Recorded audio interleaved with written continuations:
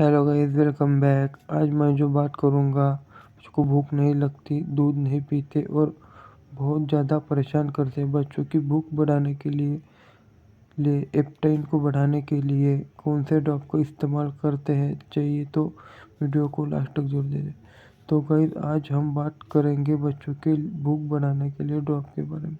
उसका नाम है सिप्रोन। ये ड्रॉप होता है जो बच्चों में भूख बढ़ाने के लिए दिया जाता है। ये जियो फार्मास्यूटिकल कंपनी मैन्युफैक्चरिंग करती है और इसके अंदर सिप्रोहाइड्रोइन हाइड्रोक्लोरिन सप्लीमेंट होता है। एंटी एलर्जिक का भी काम करता है, पर ज़्यादातर भूख बढ़ाने में काम आता है। तो दोस्तों, ये ड्रॉप 55 रुपये का आता है।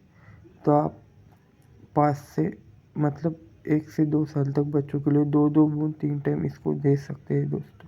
तो धन्यवाद दोस्तों, चैनल को लाइक एंड सब्सक्राइब जरूर करो। धन्यवाद दोस्तों, वेलकम।